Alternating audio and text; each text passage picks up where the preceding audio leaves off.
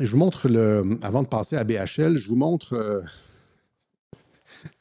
ce que Thierry Messant avait à dire sur les frappes américaines et les négociations avec l'Iran, les négociations de Trump avec l'Iran lors de son passage à GPTV. La table et d'obliger à la fois l'Iran, mais surtout Israël, à arrêter l'un et l'autre leurs actions militaires.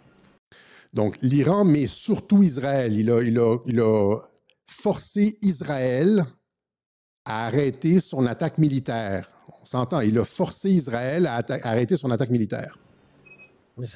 Faut bien comprendre que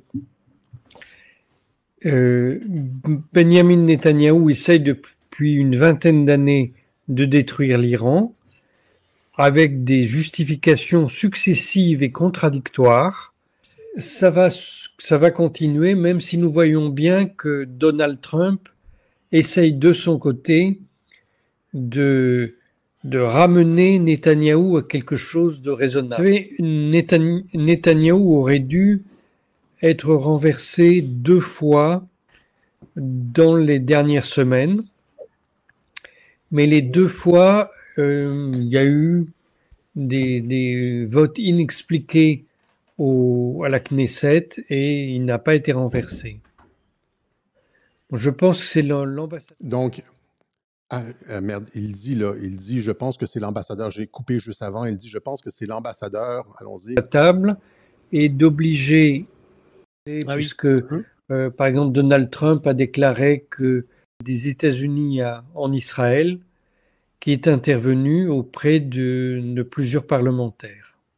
Puisque par exemple Donald Trump a déclaré que c'était le moment pour la Chine d'acheter du pétrole iranien. Mais c'est déjà ce que fait la Chine. Mais c'est une manière de dire, bon, on autorise le commerce. Donc, c'est l'ambassadeur, selon Thierry Messant, c'est l'ambassadeur américain qui serait intervenu. L'ambassadeur, je pense que c'est, comment il s'appelle, là? Le père de l'autre, là, de l'ancienne porte-parole, là. Je me rappelle plus de son nom. Si vous avez son nom, l'ambassadeur, là, c'est l'ambassadeur américain en Israël qui est intervenu auprès d'un ami d'Israël. Tu sais, les gens critiquaient à l'époque, là, c'est un ami d'Israël, Trump nomme des pro-israéliens dans son administration. Ben oui, c'est parce qu'après ça, tu as une crédibilité, puis tu peux intervenir auprès des parlementaires israéliens pour sauver Netanyahou. Et là, c'est se demander qui contrôle qui, puisque Trump, et là, il a tweeté, je pense que c'était plutôt ce matin, hier, ce qu'Israël fait subir à Bibi Netanyahou est terrible. Là, il vient, rappelez-vous du fait qu'il vient de mettre un terme aux ambitions de Netanyahou sur l'Iran, le 20 ans de le projet vieux de 2 décennies de renverser le régime iranien. Il vient de mettre un terme à ça, contre la volonté de Netanyahou et des faucons israéliens. Et là, il le sauve. Qui est tenu par qui? Qui est tenu par qui? Pourquoi Netanyahou a accepté d'arrêter les frappes? Tout le monde disait dans les commentaires que Netanyahou n'acceptera jamais d'arrêter les frappes. Netanyahou est un psychopathe, etc. Alexis, tu te trompes sur Netanyahou, etc. Quel pouvoir a Donald Trump pour faire cesser Netanyahou, pour faire cesser les ambitions de changement de régime de Netanyahou en Iran? Quel est son pouvoir? Eh bien, il est capable de... il y a toute la question du dossier Epstein qui ne sont pas encore, le dossier Epstein qui n'a pas été rendu public, qu'il peut utiliser comme moyen de pression. Et après ça, c'est ça, c'est ce qu'Israël a fait subir à Bibi, et là, il va avec un tweet, ce qu'Israël a fait subir à Bibi Netanyahou est terrible. C'est un héros de guerre. Ce premier ministre a accompli un travail remarquable avec les États-Unis pour éliminer la dangereuse menace nucléaire en Iran. Netanyahou a éliminé la menace nucléaire en Iran, alors que tout le monde sait qu'ils n'ont rien fait, les frappes n'ont rien fait, etc. Il y a plein de rapports de services de renseignement qui montrent qu'il ne s'est rien passé en Iran et que Trump a littéralement sauvé le régime. Et donc ici, c'est qui la marionnette de qui, là? Hein? Si Trump est capable de forcer Netanyahou à arrêter les frappes, dire à Netanyahou, they don't know the fuck what they're doing, comme il l'a fait, là. that have been fighting so long and so hard that they don't know what the fuck they're doing. Do you understand that? You understand that? Qui est la bitch de qui ici? Hein, est-ce que si c'était Trump qui était contrôlé par Netanyahou, ils auraient continué leurs attaques ad vitam aeternam, ils étaient déjà sur une lancée, etc. Les frappes iraniennes ne faisaient pas grand-chose en Israël. Et là ce que je... Il y a deux choses que je veux dire, c'est que j'ai cru pendant un moment donné qu'Israël jouait le jeu avec l'Iran. Mais ce que je pense, quand j'avais montré la carcasse de missiles qui n'aurait jamais dû se retrouver en Israël et aussi les faux dommages que certains édifices avaient reçus, etc., que l'Iran frappait surtout des trucs résidentiels, etc., je pensais que c'était convenu entre les deux, mais je suis beaucoup moins sûr maintenant que ça a été convenu entre les deux. Je pense qu'Israël augmentait les dommages. Je pense que l'Iran a fait preuve de retenue dans sa réplique pour ne pas provoquer les Israéliens. Tu sais, genre, tu reçois une claque, là, tu te contrôles en faisant croire que certains de leurs généraux étaient morts alors qu'ils ne l'étaient pas. Tu prends une claque, tu te contrôles, tu répliques avec genre des trucs superficiels.